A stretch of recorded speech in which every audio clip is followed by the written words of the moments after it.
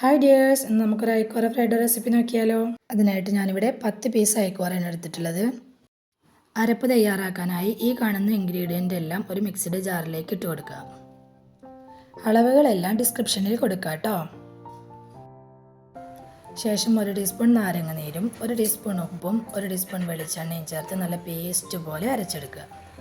ഈ അരപ്പ് നമ്മൾ എടുത്തു വെച്ചിട്ടുള്ള മീൻ കഷ്ണങ്ങളിൽ തേച്ച് പിടിപ്പിച്ച് അരമണിക്കൂർ റെസ്റ്റ് ചെയ്യാൻ വെക്കുക. ശേഷം നല്ല വെളിച്ചെണ്ണയിൽ പൊരിച്ചെടുക്കുക. ചെറിയ ഫ്ലെയിമിലിട്ട് നന്നായി ഫ്രൈ ചെയ്തെടുക്കണം കേട്ടോ.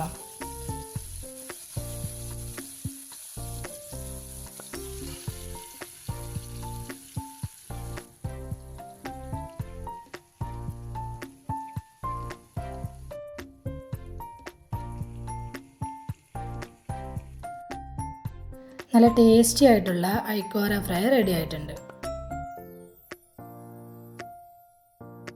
സബ്സ്ക്രൈബ് ചെയ്യാതെ കാണുന്ന കൂട്ടുകാരുണ്ടെങ്കിൽ ഒന്ന് സബ്സ്ക്രൈബ് ചെയ്യണം കേട്ടോ.